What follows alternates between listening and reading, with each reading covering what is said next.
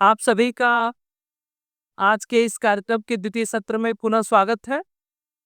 हम लोग अपने चहेते सिने कलाकार, थिएटर के रंगमंच के बड़े नाम यशपाल शर्मा जी से कुछ उनकी कहेंगे, कुछ अपनी सुनाएंगे और सर की सुन करके 15 मिनट में। सर सीधी बात करते हैं।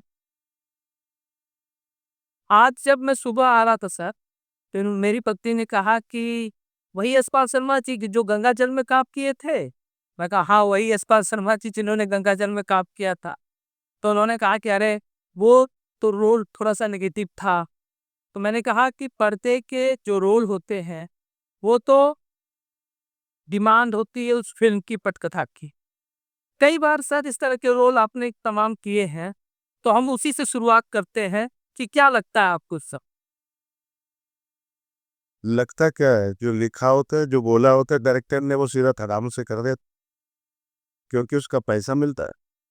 सत और एक बड़ी अच्छी चीज, एक लड़की, छोटी सी बच्ची ने बोली थी, सिक्किम में एक जगह है पेलिंग। पेलिंग में शूटिंग चल रहा था, तो वहां की बच्ची देखिए, छोटी सी बच्ची मुझे बोल रही थी, अंकल अंकल आप ना गंदे आदमी का रोल बहुत अच्छा करते हो। अब मुझे समझ में ये नहीं आया कि ये कॉम्प्लीमेंट है कि क्या है, but she was saying from heart, क्योंकि उसने फिल्म देखी थी और उसको लगा था कि ये कई दिन उसने देखा शूटिंग में, दिए तो भी तो शरीफ सा आदमी है, ये तो वैसा नहीं है जैसा फिल्मों में है। तब उसने जाके ये बात बोली। तुम लगता क्या है, जो रोल कैसा भी हो रोल होता है, हमें अच्छा रोल चाहिए, अच्छी कहानी चाहिए, अच्छा डायरेक्टर चाहिए, अच्छी कंटेंट सबसे पहली प्रेफरेंस है। प्रायोरिटी कंटेंट पर, जो कहानी अच्छी होनी चाहिए। खराब कहानी में कितना भी बड़ा रोल क्यों ना हो, वो मजा आएगा। बिल्कुल सही सर। सर कुछ अपने सिनेमा को या थिएटर को, रंगमंच को, अपने करियर को अपनी क्यों चुना, कुछ इसके पीछे बताना चाहेंगे हम लोगों को।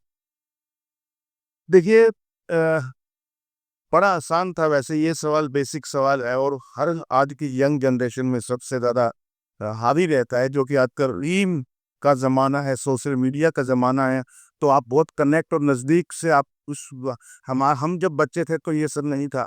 तो उस वक्त हमको, मुझे पता नहीं क्यों 9 से 5 नौकरी नहीं करनी थी, जो बांध दे आपको, मुझे पता नहीं कि उस नौकरी से दिक्कत है। कहीं ना कहीं वही रूटीन, सुबह उठना, नहाना धोना, नाश्ता दिया, रोटे फिर 9 बजे चले गए, वहाँ काम किया, फिर 5 महीने छुट्टी हुई, फिर जा करके अपने वो किया, बच्चों के साथ बातचीत किया, खाना खाया, सो गए। फिर यही चक्र चलता रहा। कुछ चलता रहेगा तो पता नहीं, कुछ अनकंफर्टेबलनेस होती है। हालांकि ये कोई छोटा काम नहीं है, ये बहुत बड़ा काम है। एक जिम्मेवारी को संभालना, एक टीचर होना, एक अफसर होना, डॉक्टर होना, एक वकील होना, जो ये नौकरी करते हैं, मैं उन सबको सैल्यूट करता हूँ, क्योंकि इतने बड़े समाज को और इतने बड़े बच्चों को पढ़ाते हुए और इतने परिवार को हर तरह से चारों तरफ से जिम्मेवारियों को संभाल कर करते हैं। बट मुझसे नहीं होता, मुझसे नहीं होता। मैं करता हूँ वो सारे काम, लेकिन बंदिश में नहीं। हो सकता है मैं 13-15 दिन सोया ही जाऊँ, हो सकता है मैं 1.5 महीना ऐसा दिन रात 2 घंटे सोऊं, सिर्फ काम करता रहो, तो वो अच्छा लगता है। और वो जो अंदर से जब निकलता है काम कलेजे से, क्योंकि अच्छी पोइट्री, अच्छा लेखन, अच्छी पेंटिंग, अच्छी क्रिएटिविटी का समय नहीं होता कि मैं 3 से 5 करूँगा पेंटिंग, मैं इतने बजे लिखूँगा, ऐसा कभी नहीं हो सकता।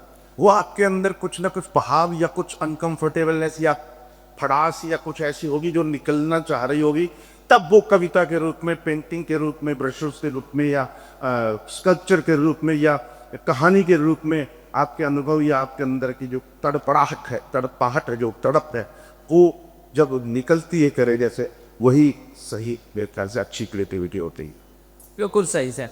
और सर आज आपको बधाई देना चाहेंगे कि फिल्म इंडस्ट्री में आपका 21 साल हो गया। 2003 में आपकी पहली फिल्म बनी थी और आज 2024 से। नहीं नहीं नहीं, 99 में पहली फिल्म थी। 1084 की माँ को भी मिलने आने थी। महाश्वेता देवी का नॉवल था ये। वो जया बच्चन, नंदिता दास, सर्वम खेल सत्य, वो मेरी पहली फिल्म। सर सबको क्वार्टर सेंचुरी की बधाई लेनी चाहिए। ठीक है। सिनेमा में 25 हो गए, लेकिन रंगमंच में तो मेरे ख्याल 48-46 साल हो गया। 82 से जिन्हें तो कितना 18 और 24 कितना हो गया, तो 42-3 के आसपास हो गए। सब के इतना लंबा समय आपने रंगमंच को दिया, फिल्म जगत को दिया, ओटीटी में भी आपने काम किया, धारावाहिक को में भी आपने काम किया, तारा मेहता का उल्टा चश्मा में भी।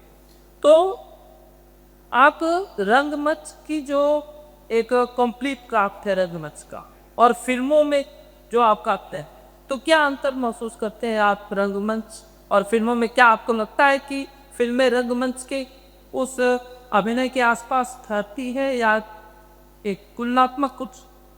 नहीं, रंगमंच में परफॉर्मेंस करते हुए और उसका कोई मुकाबला ही नहीं है।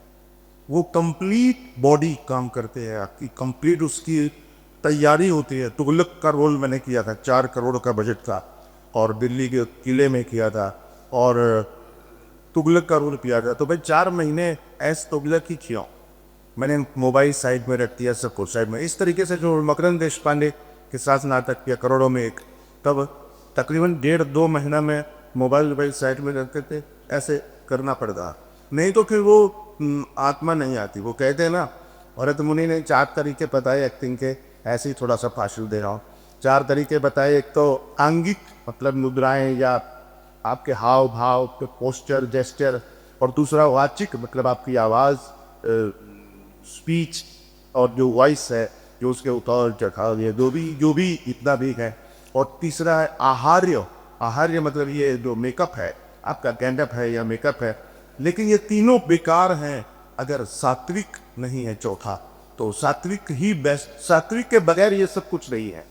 सात्विक अकेले काम कर सकता है, लेकिन ये तीनों अकेले काम नहीं कर सकते, क्योंकि सात्विकता ही नहीं होगी अगर एक्टिंग में। हमको देख के लगता है ना, कोई एक्टर बहुत अच्छा है, कोई पूरा है, कोई इसलिए क्या क्या बात है, तो वो उसकी सात्विकता, उसकी आत्मा, उसके अंदर आत्मा, उसके भाव, उसके इमोशन हमारे साथ टच करते हैं इसीलिए। नहीं तो कई लोग सूखे लगते हैं, बिल्कुल कुछ मज़ा ही नहीं आता। भी कोई बड़ी बात क्यों ना बोले, कुछ यहाँ लगती ही नहीं है। तो वहाँ सात्विकता ही कमी होते हैं। बिल्कुल सर। और सर, आप हरियाणा से, हरियाणा की जो हिंदी है थोड़ी सी कड़ी हिंदी है, खड़ी हिंदी, थोड़ा सा कर्कश, लठमार हिंदी है, और आपकी वाणी में थोड़ा सा मधुरता है। तो कैसे विकसित कर लिया आपने? नहीं, ये तो बहुत साल हो गए रहे सर, और काफ़ी साल हो गए। तो एक्सपीरियंस, हिंदी के बहुत सारे नाटक दिए हैं, और मैं मेरे ख्याल से अकेला एक्टर हूँ बॉलीवुड में जिसने सबसे ज़्यादा रीजनल फिल्में दी हैं। उड़िया, बंगाली, उड़िया, आसामी, गुजराती, भोजपुरी, अवधी, डोगरी, हरियाणवी, हिंदी, तमिल, तेलुगु, और बहुत सारी, मतलब देखा 5-6 और हत्या होने। तो ये कर के थोड़ा सा तो कंट्रोल हो ही जाता है। तो प्रैक्टिस मेरे अंदर ये कंट्रोल अगर करना चाहूँ तो। और अच्छा, मैं एक बात ऐसे याद दिला दूँ कि अभी चंदू चैंपियन का शूटिंग किया था हमने इसी यूनिवर्सिटी में, और इस यूनिवर्सिटी से कुछ ऐसा एक जुड़ाव है कि मेरी वाइफ पिछले 5-6 सालों से रिसर्च कर रही थी और लिख रही थी स्क्रिप्ट, और आपकी इसी यूनिवर्सिटी के हरी नरके जी लिखवा रहे थे, मतलब उनकी गाइडेंस में हम लिख रहे थे, और सावित्रीबाई फूले पर ही फिल्म बना रही वो।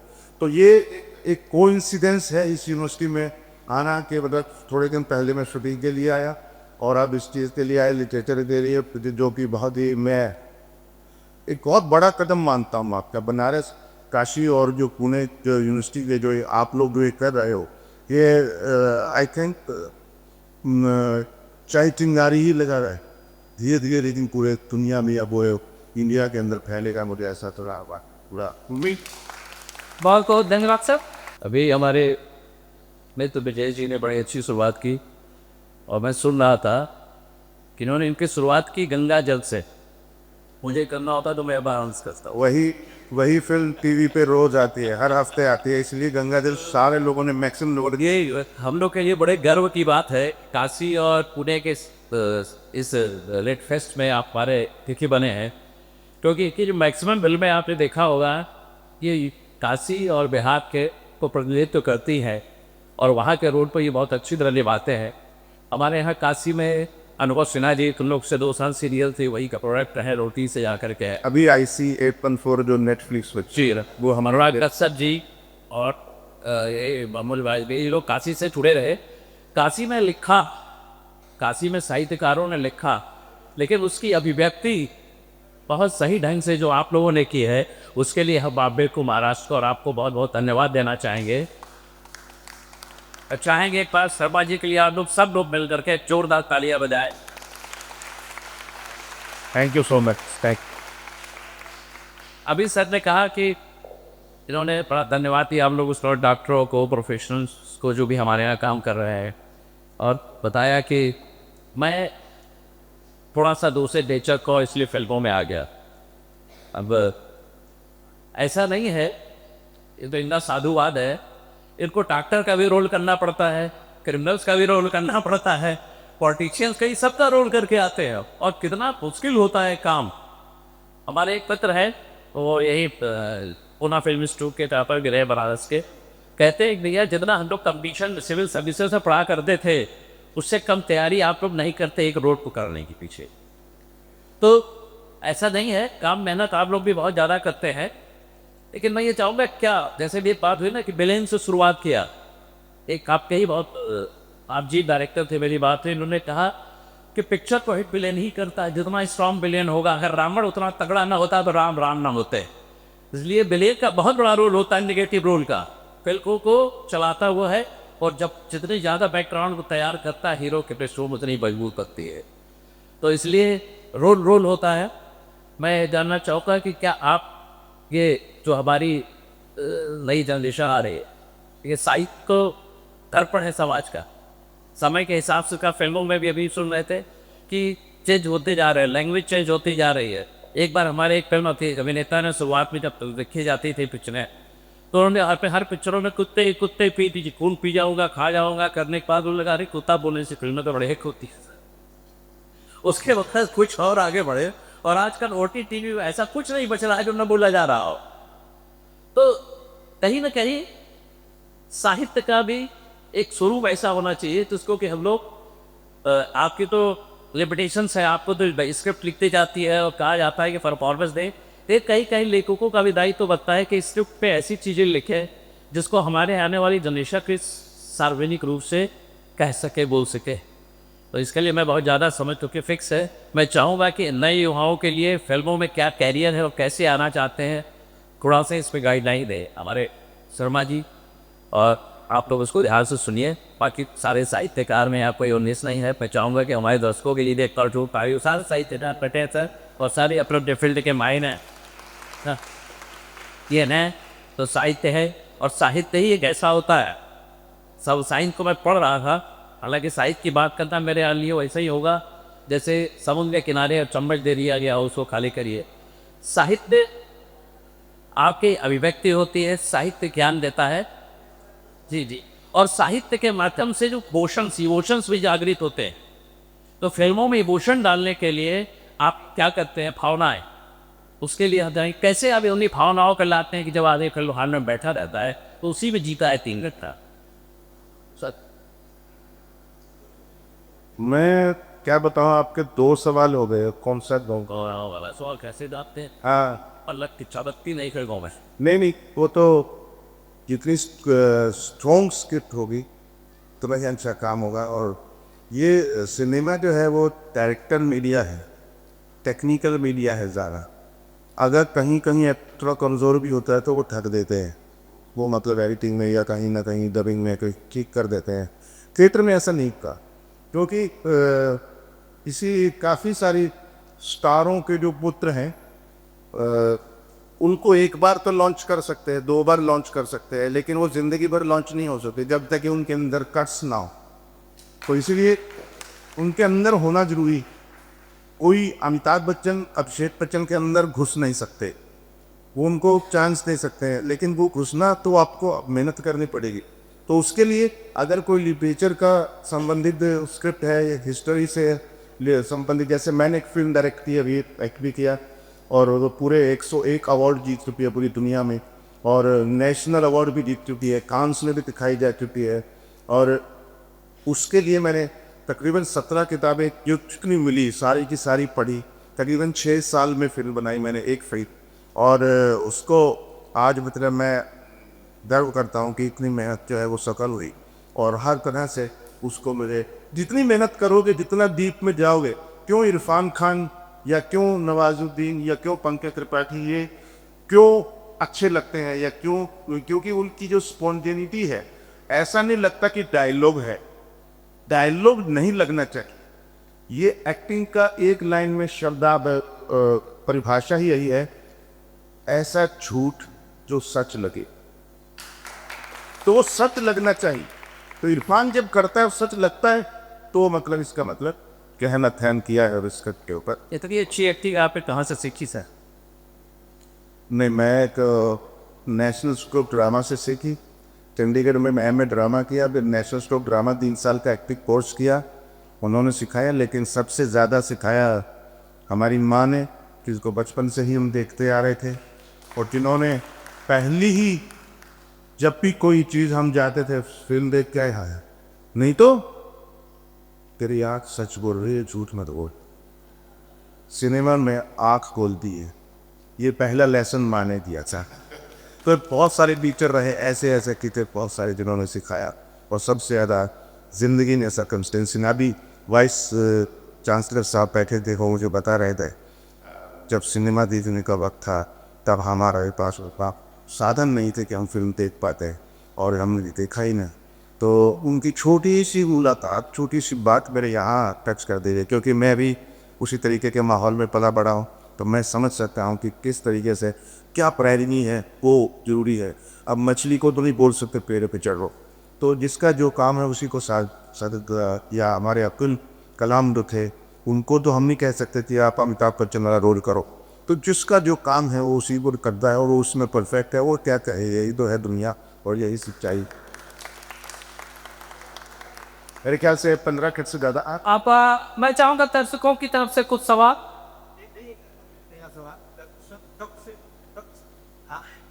आप सवाल, एक दो सवाल के बाद में जो करे की दूसरी बात करना सुनिए। यशपाल जी, जब भी किसी अभिनेता को सामान्य कोई किरदार मिलता है और वो एक सपना देखता है कि नाटक हो या सिनेमा हो, उसमें मुझे मुख्य किरदार में आना है, तो उसे क्या करना पड़ता है? नहीं, ये अच्छी बात है, बट लेकिन बहुत अच्छी नहीं। क्यों? क्योंकि डायरेक्टर के दिमाग में एक रूपरेखा होती है कि कैसा एक्टर चाहिए, और वो उसमें अगर किसी और को ले लेता है तो मुझे नहीं लगता कि उसमें निराश होने की कोई बात है।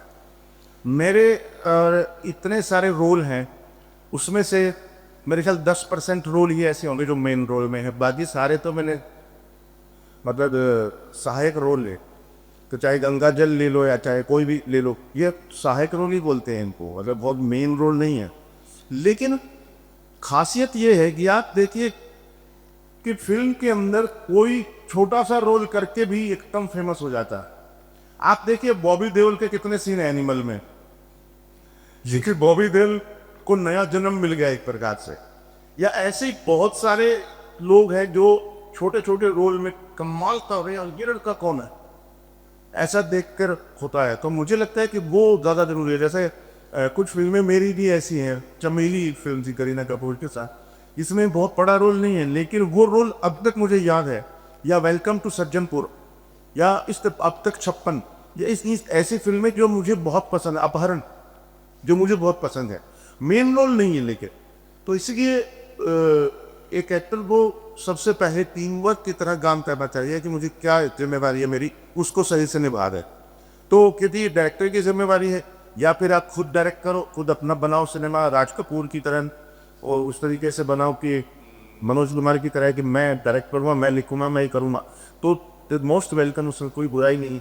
लेकिन मुझे ऐसा लगता है कि मैं, जैसे मैंने फिल्म बनाई, मेरा उसमें 20% रोल है, बस 20 मिनट शुरू में, उसके बाद मैं नहीं।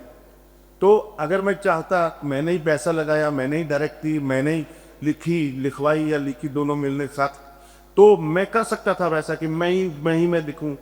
लेकिन जहाँ जहाँ भी ये हुआ वहाँ फेल हुए लोग। आपको अगर याद हो, कमल हसन का डबल रोल था, एक फिल्म थी अभय, वो फिल्म फ्लॉप थी। आपको याद होगा आमिर खान की फिल्म थी मंगल पांडे, वो फ्लॉप हुई।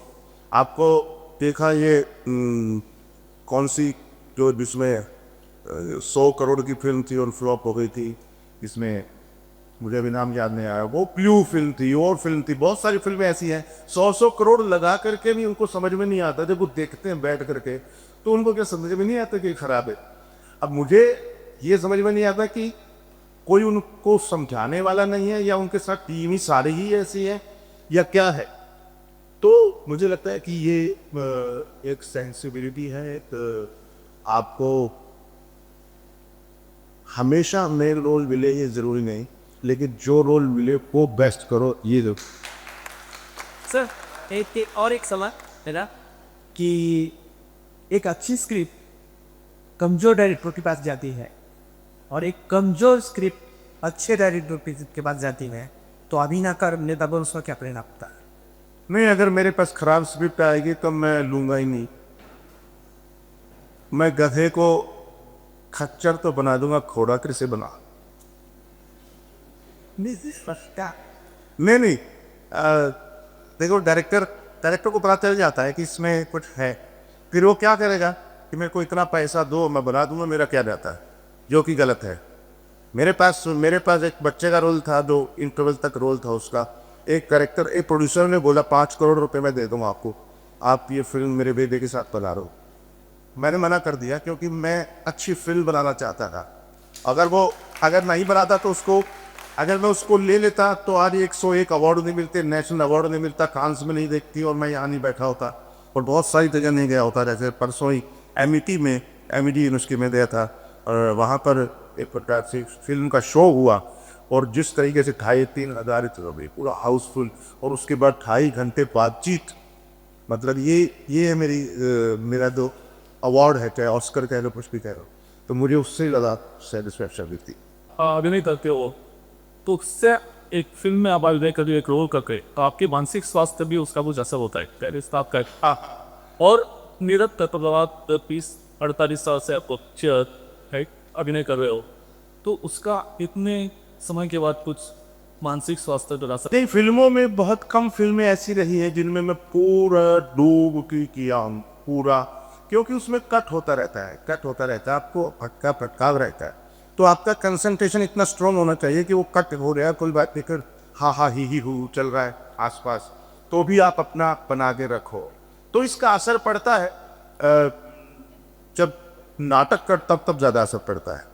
नाटक करता हूँ और जब नाटक रिपीट होते रहते हैं तो उस पर बहुत वो लगता है। वो उन दिनों वैसा ही हो जाता हूँ मैं, तुगलक टाइप भी हो गया था मैं, रात भर जाग, आँखों ऐसी बड़ा विशाल कायद दाढ़ी ऐसी मुस्लिम टाइप, और अजीब सा मैं कॉस्ट्यूम लेकर के ही सोता था पकड़, ताकि तब मन करे उठ जाऊँ शीशे के सामने। तो वो उसका बड़ा असर पड़ा। तो फिर मैंने देखा बच्चों में क्या असर पड़ता है। जैसे गंगा जल फिल्म देख करके बच्चों पर क्या असर पड़ता है। जब मेरे बच्चे जब छोटे थे तो मेरी फिल्म देखकर से तो ऐसा पिस्टल था, मुझे बहुत मैं काँप गया अंदर से। मैंने कहा नहीं यार, वायलेंस वाली फिल्में नहीं था, जिसमें गालियाँ ठूसी जाए वो काम नहीं करना, जिसमें सेक्स बेमेल तरीके से दिखाया गया हो, गंदे तरीके से दिखाया गया हो, जैसे OTT में आजकल हो रहा है, वायलेंस खून खराबा गंदे तरीके से दिखाया गया हो, डबल मीनिंग के डायलॉग हो, गालियाँ ठूस के भरी गई हो, मुझे नहीं करने होगा, बशर्ते कि बिल्कुल जेन्युइन ना लगे। तो फैमिली मैन पाताल लोग की तरह अगर वो जेन्युइनली गालियाँ हैं और सही लग रही है ट्रैक्टर में और कम है कहीं है तो मुझे तो टेंशन नहीं, लेकिन क्योंकि that is part of life. तो लेकिन इस तरह से काम नहीं कर। और मुझे उसके बाद मैंने कोशिश की कि मैं कोई वायलेंट रोल ना करूँ। बहुत कम मजबूरियों में पता नहीं चला, करना पड़ गया अचानक, डायरेक्टर मॉडल आई तो तब बात है। बट अदरवाइज मैं केयर करता हूँ उस चीज़ की मैं ऐसा काम ना करूँ, क्योंकि बच्चों पे बहुत बुरा असर पड़ रहा होगा।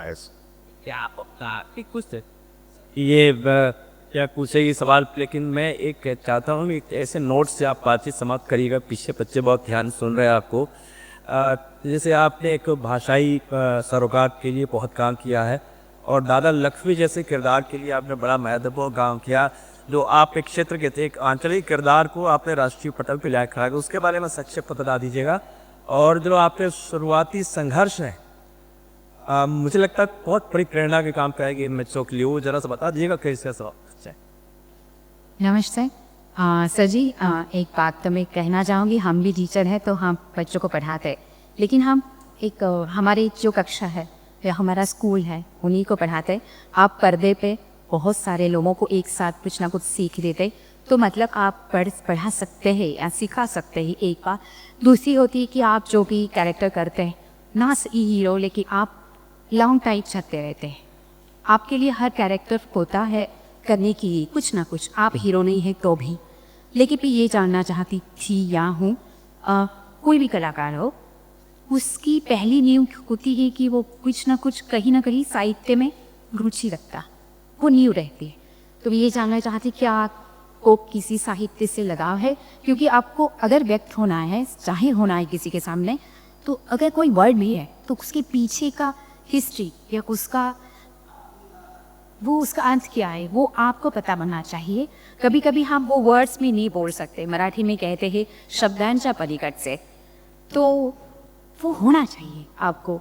तो और आपने बोला कि आपकी जो अर्धांगिनी है वो महाराष्ट्रियन है, तो साहित्य का या फिर आपकी क्या है, मतलब आपका लगाव क्या है? बहुत ही कमाल का सवाल है। आजकल ऐसे सवाल गुम हो चुके हैं। Thank you so much. पहले दो बस मैं इतना ही बताता हूँ कि मेरे घर में बहुत बड़ी लाइब्रेरी है और मुझे किताबें सबसे ज़्यादा पसंद है। और नसीरुद्दीन शाह के साथ एक नाटक हम कर रहे थे, विष्णु साहनी की कहानियाँ थी, उसमें मैं एक कहानी कर रहा था। तो सीमा भार्गव है पावा, मनोज पावा की वाइफ है, वो डायरेक्ट कर रही थी। तो उन्होंने मुझे एक कहानी दी विष्णु साहनी की और मैंने वो कहानी पढ़ी, मगर नहीं, ये कहानी मैं नहीं कर रहा। सोलो परफॉर्मेंस था, 5-6 कहानियाँ था। तो मैं गंगोत्री जा रहा था, गंगोत्री बच्चों के साथ, छुट्टियाँ थी। तो इधर बोले तुम अपने आप तैयारी कर लेना। तो मैं विष्णु साहनी की सारा लिटरेचर खरीद करके, जो मेरे पास पढ़ा भी था कुछ, सारा कुछ खरीद करके गंगोत्री गया और मैं रास्ते में विष्णु साहनी को पूरा पढ़ डालना, सारी कहानियाँ। मैंने उनकी कहानियाँ परफॉर्म भी की हैं, एक नाटक भी परफॉर्म किया मुआवजे, और लीला नंदलाल की एक कहानी भी परफॉर्म की है।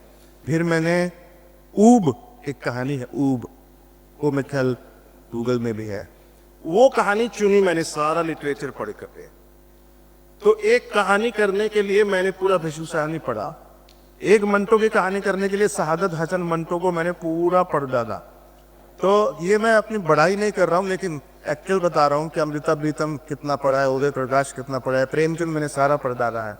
और भी बहुत, फणीश्वर नाथ रेणु काफ़ी पढ़ा है, यशपाल को काफ़ी पढ़ा है, और राजेंद्र सिंह बेदी पढ़ा है, और बहुत सारे असगर वजाहत को पढ़ा है, विजय तेंदुलकर को पढ़ा है, महेश अलकुंचवार को पढ़ा है, और काफ़ी सारे मराठी एक नाटक प्रदीप राणे पुना के हैं थे, पता नहीं, मुझे नहीं मालूम कब, लेकिन मैंने 1989 में एक नाटक पूना में ही 40 दिन की वर्कशॉप की थी, वहाँ पर मैंने वो नाटक किया था, छपुर छा, प्रदीप राणे का, उनके याद है।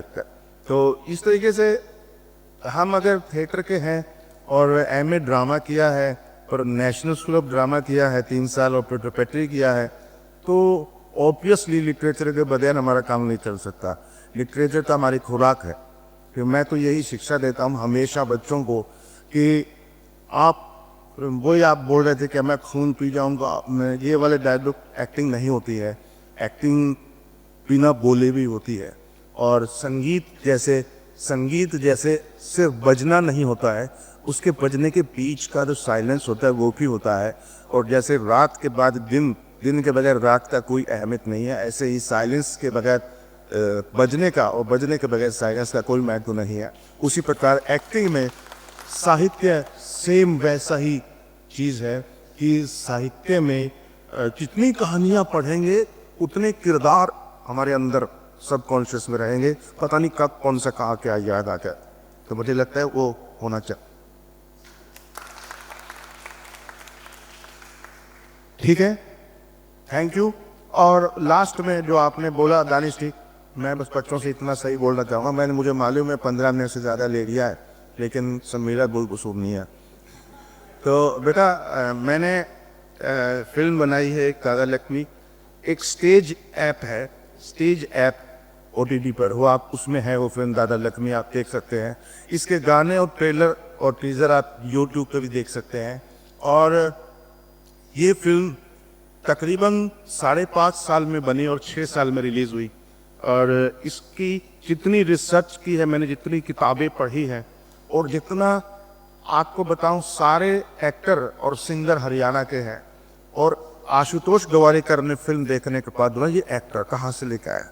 मैंने बोला ऑडिशन दिए हैं 1 साल तक, तब जाके एक करेक्टर जो है। और किसी ने बोला अपने बेटे को ले लो उस रोल में। मैंने कहा मेरा बेटा बॉम्बे में पैदा हुआ है, हरियाणा में नहीं पैदा पाए, वो देसीपन, वो ठेठपन, फोकनेस उसके अंदर नहीं है। तो इस तरीके से बहुत सारे कंप्रोमाइज़ करके मैंने कहा पहली फिल्म बना रहा हूँ। कईयों ने बोला सपना चौधरी का डांस रख लो, कईयों ने बोला कोई ग्लैमर रख लो, कईयों ने बोला कोई हीरोइन नहीं है, कोई ग्लैमर नहीं है, कोई रोमांस नहीं है, कोई फाइटिंग नहीं है, कॉमेडी नहीं है, कैसी ये फिल्म है आप। मैंने कहा एक बार, सिर्फ एक बार अपनी अंतरात्मा जो बोल रही है वो करने दो, फिर देखा जाएगा, फिर जो कहेगा मैं करूँगा। लेकिन वो अंतरात्मा की मैंने सुनी और आज वो फिल्म आपके सामने है, आप देख सकते हैं। और मैं आपको गारंटी देता हूँ, आप अच्छी आवाज़ करके टीवी पे लगा करके उसको देखिएगा, 2.5 घंटे आप हिल गए तो मुझे आप पता कि ना फोन करते हैं या कहीं नहीं सोच सकते। ये मेरी गारंटी है, क्योंकि ये भी लिटरेचर का एक हिस्सा है वो फिल्म। वो एक फोक आर्टिस्ट की बायोपिक है, जिसको शेक्सपियर कहा जाता था, जिसको कबीरदास कहा जाता था, और इसको कंदव पुरुष कहा था। सूर्य कवि की वो बातें थी, उसको भविष्य वक्ता कहा जाता था। एक ऐसा उससे पहले का वक्त और उसके बाद का वक्त, ऐसे माइलस्टोन व्यक्ति थे वो। लक्ष्मी चंताला, लक्ष्मी के जो नाद है। तो मैं बस यही बोलूँगा बेटा सबको, बच्चों, कि शॉर्टकट मत अपनाओ।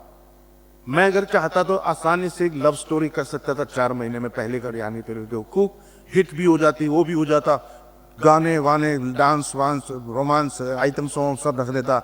और लेकिन अपने आप को जवाब खाता, इन्हीं सब से तंग आकर के तो मैं उस तरफ की फिल्म करने गया था, नहीं अपने क्षेत्र की फिल्म करवा पाए। तो इसीलिए मैं राउडी राठौड़ और सिंह इज किंग और इन सबसे मुझे सेटिस्फेक्शन नहीं मिलती। मैं तंग आज बस ही बता, मुझे नहीं करना। ठीक है, आप लोगों को दिखता है कि हाँ अक्षय कुमार के साथ, सलमान खान के साथ ट्यूबलाइट कर रहे, अमिताभ बच्चन के साथ आरक्षक कर रहे, लेकिन मुझे सेटिस्फेक्शन नहीं मिलती, सच बता रहा हूँ। मुझे सेटिस्फेक्शन कुछ ही हिंदी फिल्मों में मिली है और अब मिल रही है, जो बनता आपका काम। Thank you so much.